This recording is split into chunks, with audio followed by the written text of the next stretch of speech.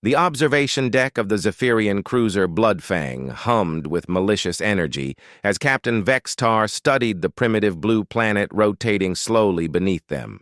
His scaled fingers drummed against the obsidian command console, each tap echoing the rhythm of anticipation that coursed through his reptilian form. The bridge crew moved with predatory grace, their elongated limbs and razor-sharp claws clicking against metal surfaces as they prepared for what they believed would be another routine harvest. Earth hung in the void like a ripe fruit waiting to be plucked. Intelligence reports indicated a species barely past their industrial age, wielding crude projectile weapons and primitive nuclear devices. The humans had only recently achieved basic spaceflight, sending pathetic metal cylinders beyond their atmosphere in what their databases called rockets. To the Zephyrians, who had conquered 17 star systems in the past century, humanity represented nothing more than another stepping stone in their galactic expansion. Commander Slixra approached the captain's position, her serpentine tail leaving a slight trail of condensation on the polished floor.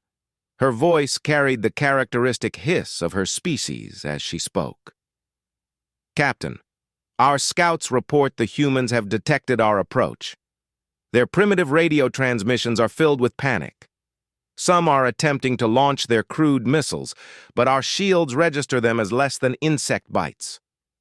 Vextar's lipless mouth curved into what passed for a smile among his kind, revealing rows of needle-sharp teeth. "Excellent.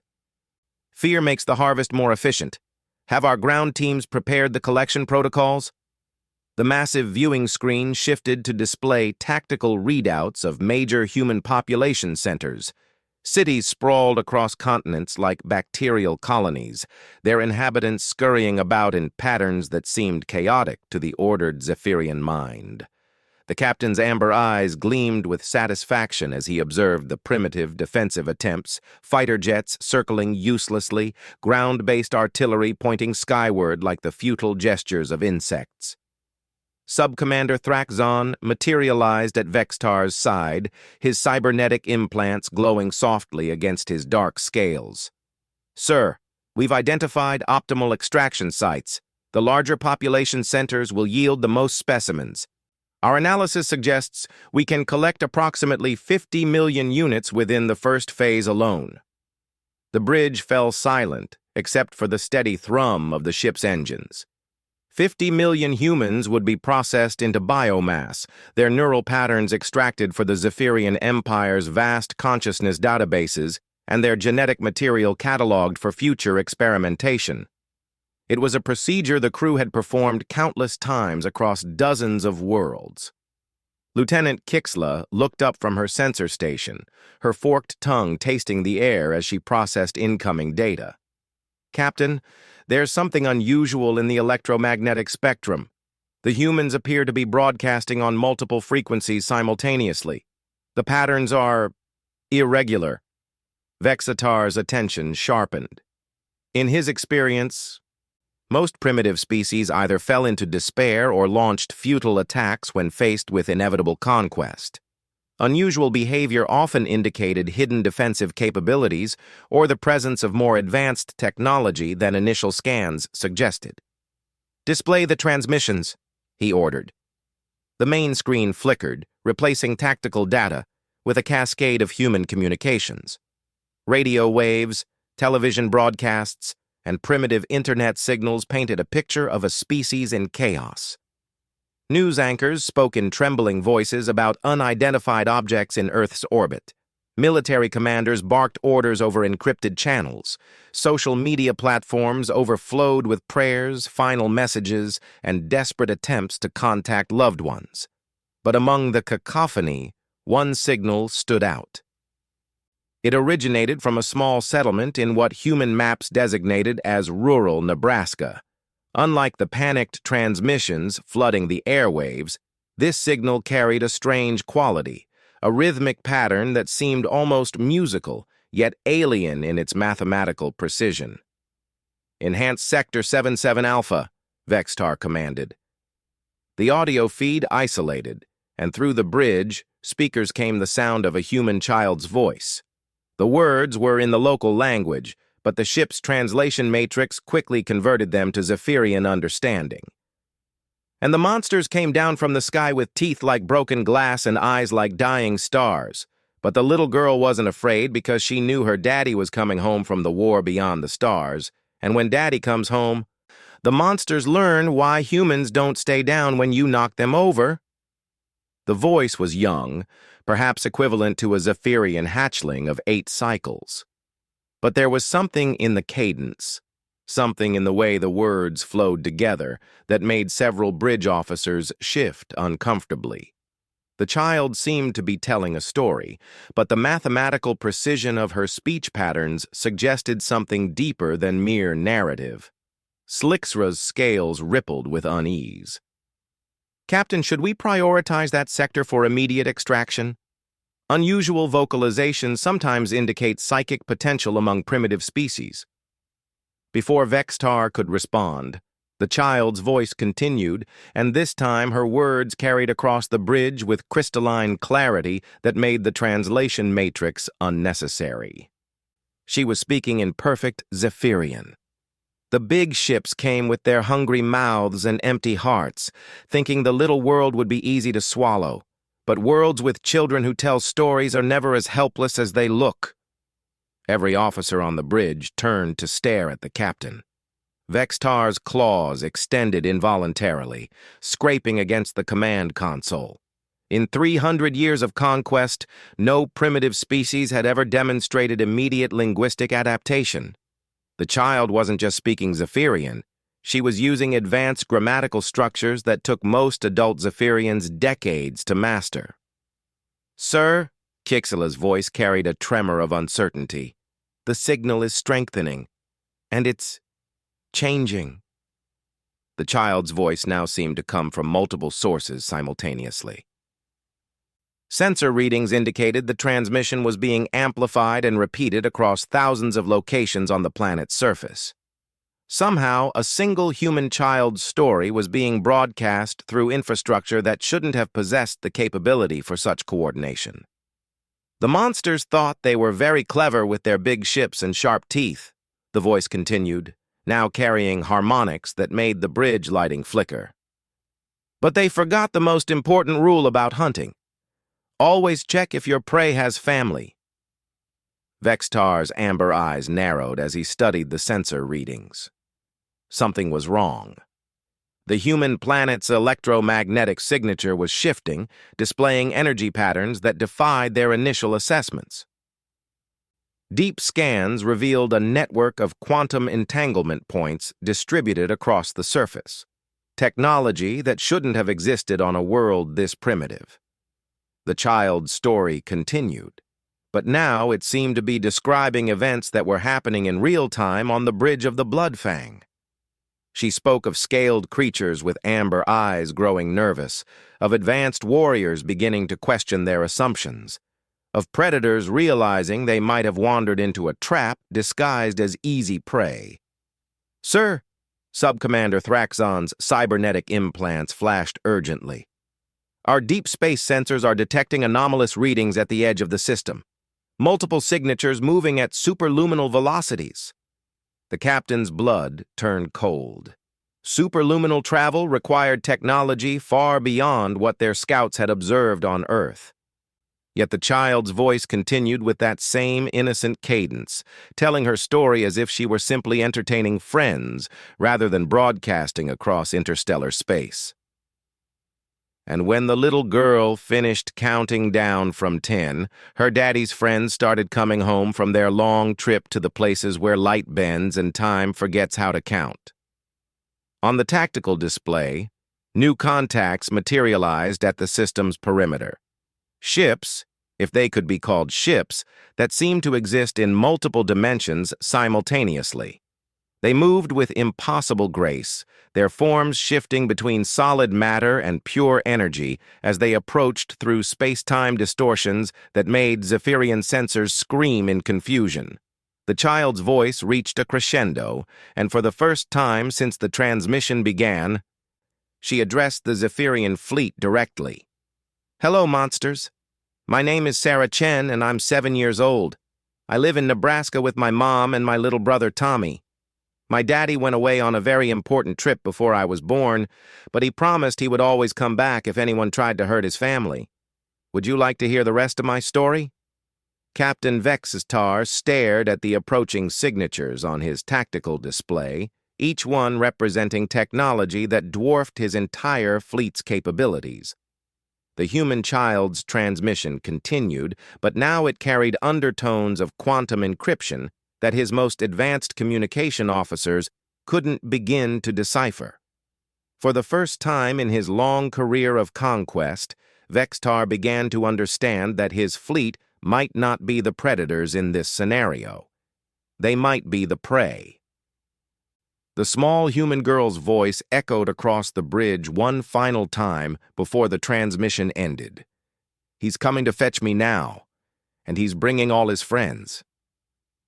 In the growing silence that followed, every eye on the bridge turned toward the tactical display where dozens of impossible ships continued their approach through twisted space-time, each one carrying technology and firepower that made the Zephyrian Empire's greatest warships look like primitive toys. The monsters had come to Earth expecting an easy harvest. Instead, they discovered that sometimes the most dangerous predators are the ones who look like helpless prey until their family comes home from war. The first human ship materialized 3,000 kilometers off the Bloodfang's starboard bow, and Captain Vextar's understanding of physics died screaming. The vessel seemed to exist in multiple states simultaneously. Solid metal that shifted into pure energy, then back to matter that bent light around its edges like a gravitational field. Its hull bore scars from weapons that left wounds in space itself, and along its length ran symbols that hurt to look at directly, as if they contained mathematics that reality hadn't quite agreed to accept. Lieutenant Kixela's sensor station erupted in a cascade of error messages as her instruments tried to process what they were detecting. "Captain, I'm reading impossible mass readings. The vessel appears to be both there and not there. Our targeting computers are experiencing recursive calculation errors. Through the tactical display, more ships continued to arrive.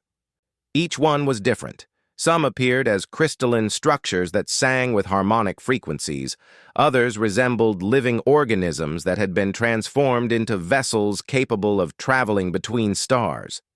A few looked almost conventional until closer inspection revealed they were constructed from materials that shouldn't exist, held together by forces that made Zephyrian scientists weep. Sub-Commander Thraxon's cybernetic implants flickered as they struggled to process the incoming data. "Sir, our databases have no classification for these vessel types. The energy signatures suggest technology that predates our civilization by millions of years, yet the quantum resonance patterns indicate recent construction." The largest ship in the approaching fleet defied description entirely. It existed as a shifting geometric impossibility, surfaces that folded into themselves, angles that pointed in directions that weren't part of three-dimensional space. Sensor readings suggested it was simultaneously the size of a small moon and no larger than a personal transport, depending on which instruments attempted the measurement. Captain Vextar's claws scraped against his command throne as he watched his tactical display populate with contact after contact. His fleet of 12 Zephyrian destroyers, each one capable of glassing a planet's surface, suddenly seemed laughably inadequate. "Open communications, all frequencies." The response came immediately, but not through their communication systems. The voice of Sarah Chen, the 7-year-old human child, spoke directly into their minds with perfect telepathic clarity that bypassed their neural defenses entirely. "The monsters are trying to talk now. That's good. Daddy says talking is always better than fighting, even when fighting is what's going to happen anyway." Commander Slixra recoiled as if struck. "Captain, that's impossible. Humans are non-telepathic according to all our intelligence reports." Sarah's voice continued, carrying with it images that materialized in their minds with startling clarity. They saw Earth as she saw it. Not a primitive backwater, but a carefully maintained garden world where a young species had been allowed to grow and develop under the protection of guardians who had been traveling between stars since before the Zephyrian Empire was a gleam in their ancestors' eyes. My daddy and his friends went away a very long time ago to fight the really scary monsters in the dark places between galaxies. They left me and Tommy and all the other kids with our moms because someone needed to keep Earth safe while they were gone. We've been practicing being human all this time, learning how to be the kind of people they could be proud of when they came home. The images shifted, showing vast battles fought in dimensions that existed beyond normal space-time, creatures of pure malevolence, older than stars and hungrier than black holes, being held at bay by warriors who had chosen to sacrifice their normal existence to serve as guardians for younger species.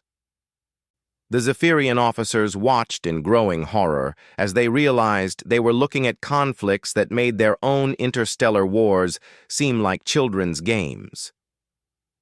The really bad monsters are gone now, or sleeping, or locked away in places where even light is afraid to go, so Daddy and his friends can come home. They've been waiting so long to meet me and Tommy. We've grown up so much since they left. Captain Vextar found his voice, though it emerged as barely more than a whisper. What are you? Sarah's mental voice carried the warmth of genuine innocence tinged with something ancient and patient. I'm a little girl who likes chocolate ice cream and horse stories and drawing pictures of flowers. Tommy likes trucks and building blocks and making engine noises. Mom likes gardening and reading books and singing lullabies that Daddy taught her before he left. The tactical display updated again as more ships arrived through impossible geometries. Some emerged from what looked like tears in reality itself. Others simply appeared as if they had always been there, waiting for the right moment to become visible. The fleet now surrounding Earth numbered in the thousands, each vessel radiating power signatures that made Zephyrian instruments overload and shut down in self-preservation. But we're also the children of the guardians who keep the dark things away from the light. Daddy and his friends chose to protect people like you, too, even though you probably never knew they existed. They've been fighting so you could have your empire and conquer your 17 systems and feel strong and important. The psychic images shifted again, showing the Zephyrian Empire from a perspective that made their conquests look like the territorial disputes of insects. Their 17 systems existed in a small bubble of safety maintained by beings who had been holding back cosmic horrors since before Zephyrian civilization had invented the wheel. Sub-Commander Thraxon's voice cracked as he spoke. Why are you showing us this? Because Daddy says everyone deserves a chance to choose what kind of person they want to be. The really bad monsters don't get to choose because they can't think about anything except being hungry. But you're not really bad monsters. You're just scared and angry and trying to feel safe by hurting people smaller than you. Through the ship's sensors, they could see Earth's surface transforming. What had appeared to be primitive cities were revealing themselves as something far more sophisticated. Structures that had seemed like simple buildings unfolded into geometric patterns that hurt to contemplate directly. The planet's electromagnetic signature was shifting into configurations that suggested technology beyond anything in Zephyrian databases. Earth has been pretending to be a baby world because Daddy and his friends wanted us to have normal childhoods. But we're old enough now to meet them, so we don't have to pretend anymore. Would you like to see what we really look like? The transformation was gradual but inexorable. Across Earth's surface, human cities revealed their true nature as vast technological constructs that had been masquerading as primitive settlements.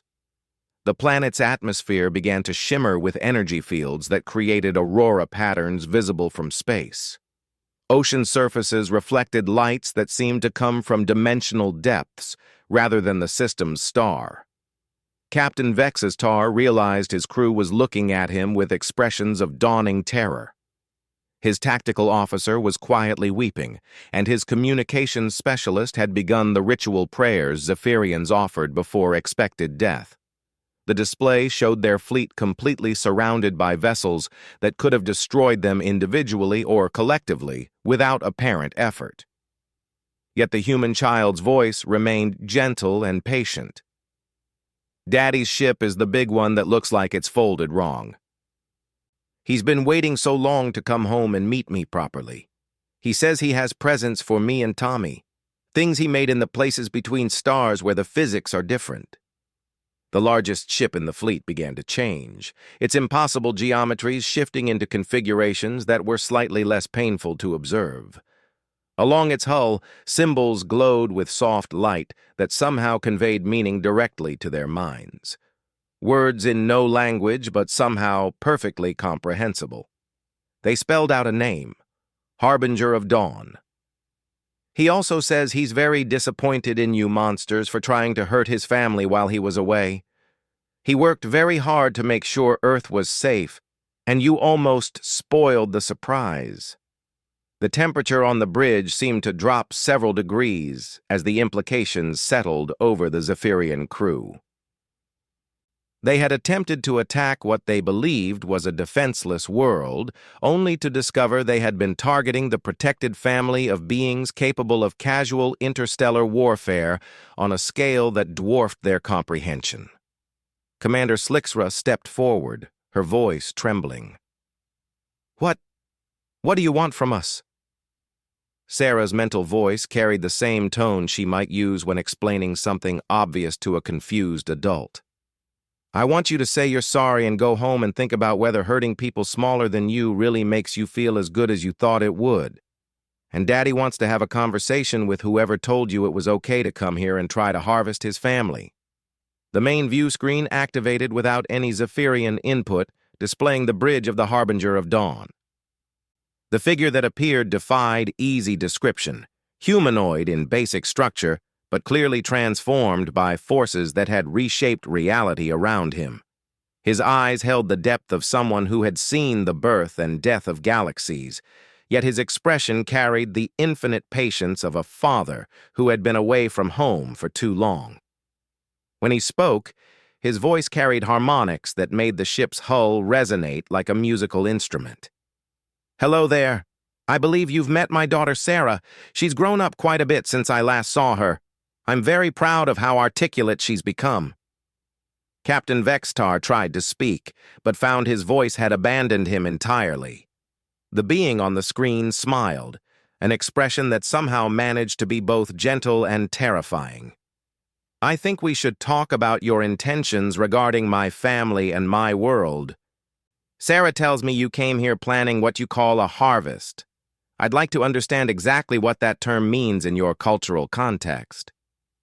The Zephyrian captain realized that his fleet's situation had shifted from conquest to judgment, and the jury was composed of beings who could rewrite the laws of physics as easily as breathing. The monsters had indeed grinned when they arrived at Earth, expecting easy prey. Now they were discovering what it meant to threaten the children of guardians who had spent eons protecting the galaxy from things that made Zephyrian nightmares seem like pleasant dreams. Captain Vextar found himself standing in a space that shouldn't exist aboard his own ship. The bridge had transformed into something resembling a vast amphitheater where physics bent to accommodate impossible architecture.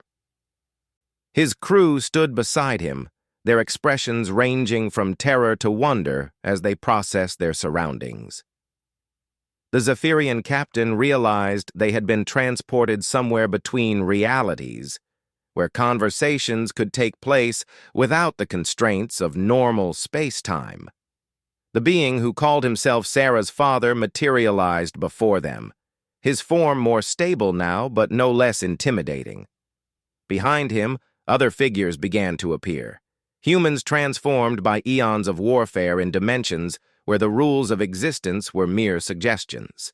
Each one carried the bearing of someone who had seen the universe's darkest corners and emerged victorious.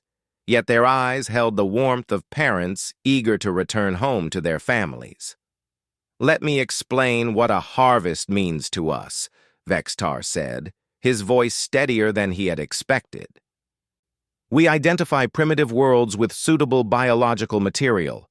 The population is collected, processed for useful genetic information, and converted to resources for our empire's expansion.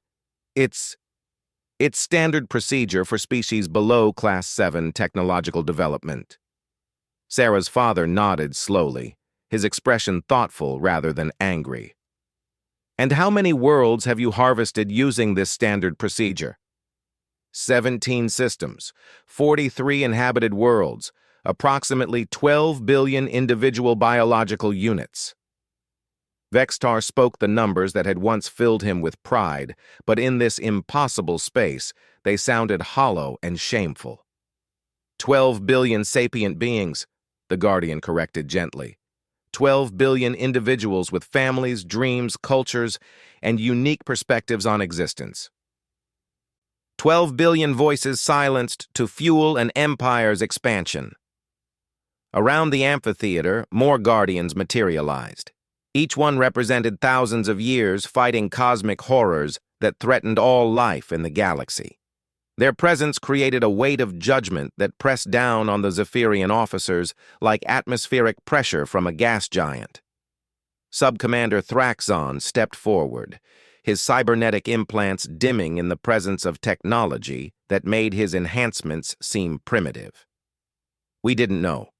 Our intelligence services classified those species as non-sapient, pre-sentient biological resources. You didn't ask, replied another Guardian, her form shifting between human and something that had transcended physical existence. You assumed that beings who hadn't achieved your level of technology couldn't think, feel, or suffer. You chose convenience over curiosity, conquest over communication. Sarah's mental voice joined the conversation, still carrying that gentle innocence that made her words all the more devastating. Daddy, they thought we couldn't talk to them properly because we hadn't invented the right kind of spaceships yet. But Tommy talks to his stuffed animals all the time, and they don't have any technology at all. The child's logic created a moment of profound silence. Lieutenant Kixela found herself speaking into that quiet. The beings we harvested, many of them attempted communication. Our protocols classified their signals as non-intelligent noise, because acknowledging their intelligence would have required you to acknowledge their right to exist, Sarah's father said. And that would have made your actions murder rather than resource acquisition. Commander Slixra's scales had lost their natural color, fading to an ashen gray. What will you do to us? The question hung in the impossible space like a physical presence. Around them, the Guardians exchanged glances that carried entire conversations in moments. Their technology could have erased the Zephyrian fleet from existence with casual ease. They could have turned the Empire's homeworlds into cosmic dust, or trapped their entire species in dimensional prisons where time forgot to move forward. Instead, Sarah's father smiled with the same patient warmth his daughter had demonstrated. We're going to give you a choice, the same choice we've offered to every species we've encountered since we began our vigil, the choice to be better than you were yesterday. The amphitheater's architecture shifted, displaying images from across the galaxy. Worlds where different species had chosen cooperation over conquest. Civilizations that had learned to expand through exploration and mutual aid rather than subjugation and exploitation. The Zephyrian officers watched societies flourish through diversity, technology advance through shared knowledge, and cultures evolve through peaceful contact. This is what the galaxy looks like when species choose growth over dominance, another Guardian explained. 17,000 civilizations working together, sharing discoveries, protecting each other from the true threats that emerge from dark matter storms and dimensional rifts. Captain Vextar studied the images with growing wonder. Our empire tells us the galaxy is a hostile place where only the strong survive. The galaxy can be hostile, Sarah's father acknowledged. There are genuine threats out there. Ancient machine intelligences that consume entire star systems, energy beings that feed on suffering, cosmic parasites that turn civilizations against themselves. But the greatest danger most species face is their own assumption that everyone else is an enemy. The display shifted to show the Zephyrian Empire from the perspective of its neighbors. Other species lived in constant fear of Zephyrian expansion, devoting massive resources to defense against raids and harvests. Promising civilizations had stagnated because they couldn't develop beyond basic survival needs. The Empire's actions had created exactly the kind of hostile environment they claimed to be protecting themselves from. "You've become the very thing you were afraid of encountering," observed a guardian whose form suggested millions of years fighting in spaces where reality was more flexible. "A hostile force that treats other species as resources rather than potential allies." Sarah's voice returned, bringing with it mental images of her daily life on Earth. Playing with her brother Tommy, helping their mother in the garden, attending school where human children learned about cooperation and empathy alongside mathematics and science, simple activities that demonstrated the foundation of a healthy civilization. "Daddy says being strong means protecting people who are smaller than you, not hurting them. When Tommy falls down, I help him get back up because that's what big sisters do. When the monsters came to hurt us, Daddy and his friends came home because that's what parents do." Sub-Commander Thraxzone's voice cracked as he spoke.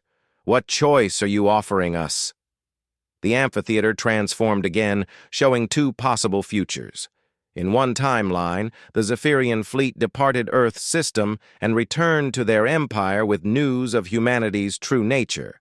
The Empire could choose to continue its expansion through conquest, now knowing they risked eventual confrontation with Guardians who treated genocide as a personal insult. That path led to escalating conflict and the eventual destruction of everything Zephyrian civilization had built. The alternative showed Zephyrian ships returning home with a different message. Representatives of the galactic community offering trade partnerships, technological exchange, and membership in a coalition of species working together for mutual benefit. The Empire's aggressive expansion transformed into peaceful exploration, their military might redirected toward protecting vulnerable worlds rather than harvesting them. "You can continue being predators," Sarah's father said simply. "Many species make that choice, but predators eventually encounter something higher on the food chain. Or you can choose to join the community of sapient beings working together to build something better than what any of us could achieve alone." Captain Vextar looked at his crew, seeing his own thoughts reflected in their expressions. They had come to Earth expecting an easy victory against a helpless species. Instead, they had discovered that their entire worldview was built on a foundation of convenient lies and willful ignorance. "If we choose cooperation," Vextar asked slowly, "what happens to the beings we've already harvested?" The Guardians exchanged another of their instantaneous conversations. When Sarah's father spoke, his voice carried infinite compassion mixed with implacable resolve. "The biomass can be reconstituted. Consciousness patterns can be extracted from quantum resonance echoes and restored to viable neural substrates. It will require significant effort and advanced technology, but every being your empire harvested can be returned to life." Lieutenant Kixla gasped audibly. "That's impossible." "Once biological material is processed into base components, impossible for your current understanding of physics," another Guardian corrected gently. "But consciousness leaves quantum fingerprints that persist even after physical death. We've learned to read those patterns during our campaigns against entities that tried to harvest entire galaxies." The weight of possibility settled over the Zephyrian officers. Not only could their species choose a better path forward, but they could actually undo the damage they had already caused.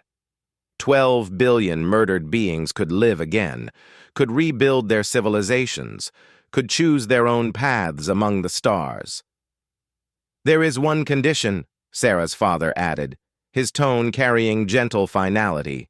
"The choice must be made by your entire species, not just your military.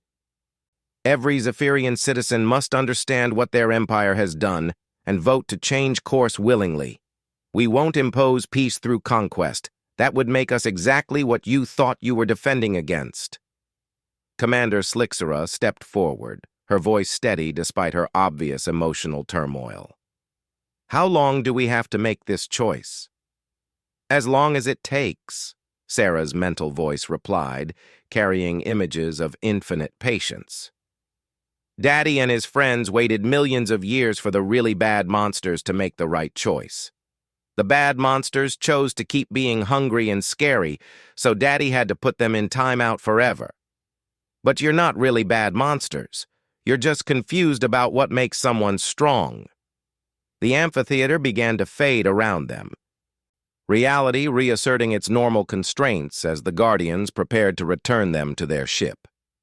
But before the transition completed, Sarah's father offered one final piece of guidance. "Captain Vextar, you have an opportunity to become the leaders who guided your species toward its greatest achievement. Not the conquest of other worlds, but the choice to join a community of equals working together among the stars. Your people's strength and determination could be invaluable assets in protecting younger civilizations from genuine threats." As the impossible space dissolved around them, Captain Vextar found himself back on the bridge of the Bloodfang, staring at tactical displays showing thousands of Guardian vessels surrounding Earth. His crew looked to him for orders, their expressions no longer carrying the confident anticipation of predators, but the uncertain hope of beings confronting the possibility of redemption. "Set course for home," he commanded, his voice carrying new authority born from understanding rather than dominance. "We have a choice to present to our people." Through the view screen, Earth rotated peacefully in its orbit, no longer appearing as vulnerable prey, but as the protected home of beings who had earned their guardians' devotion through simple acts of love and growth. Sarah Chen's final message followed them as they prepared to depart. "Tell everyone the little girl says thank you for choosing to be better. Daddy's very proud of you for being brave enough to change your minds. Maybe someday you can come visit and meet Tommy. He likes making new friends, especially ones with interesting spaceship designs." The Zephyrian fleet turned toward home, carrying with them the greatest discovery in their species' history, the knowledge that the universe was far stranger and more wonderful than they had ever imagined, and that the path to true strength lay not in conquering others, but in choosing to protect them. Behind them, the Guardian fleet maintained its vigil, patient and eternal, ready to welcome a new species into the galactic community, or to demonstrate once again why some choices carry consequences that echo across the cosmos. The monsters had come to Earth with grins of anticipation, but they departed with the far more valuable gift of hope for what they could become. And in a small house in Nebraska, a 7-year-old girl named Sarah Chen smiled as she felt her father's presence settling back into protective orbit around the world she called home, finally able to watch her grow up in the peace he and his fellow guardians had fought so long to preserve.